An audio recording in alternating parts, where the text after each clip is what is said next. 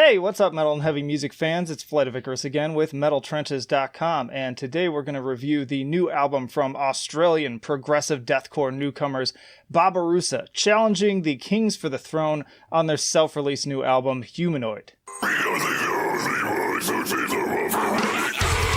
But before I do that, if you like to stay up to date with the best and brightest metal albums and bands from the underground and above, then stick with me by hitting that subscribe button down below.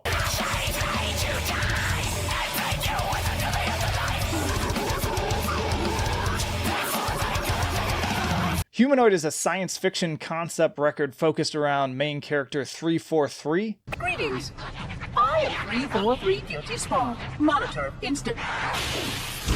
And his journey between reality and the cybernetic world, leaving him to ponder his own existence and what it means to be human. As you might know from my interview with Necropanther, definitely recommend checking those guys out, I am such a sucker for these kinds of concept albums, and sci-fi in general, really. From Blade Runner to Coheed and Cambria, I'm all in. So speaking of which, I wouldn't be at all surprised to find out that Babirusa are fans of the latter, as the android-like spoken word segments could have come straight out of the first few albums. But as for the music, it's anything but. This is deathcore to the core. Deathcore? Anyways, expect an excellent balance of tech and groove, perhaps best encapsulated by the third single, Catatonia. As mentioned in my standalone reaction for this track, it features some seriously infectious start-stop riffs, complemented by an always head bob-inducing rhythm.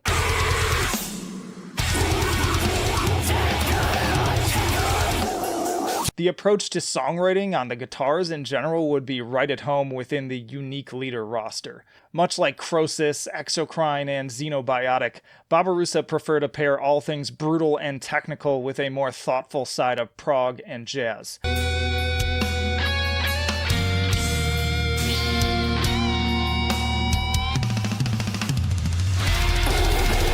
I'm also a huge fan of these vocals, which come courtesy of ex-Crowned in Flesh's Kyle Williams and ex-A Night in Texas Reese Peters. They are a flurry of larynx-splitting shrieks, croaky guttural lows, and punishing breeze that I'd hold up there with everything from Aborted to even Infant Annihilator in terms of both quality and diversity.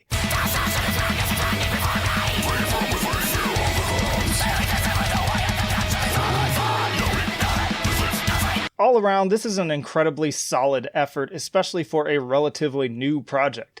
I'd say there's some room to step up a few signature qualities to really make the band stand out from their peers, but other than that, I'm down 100%.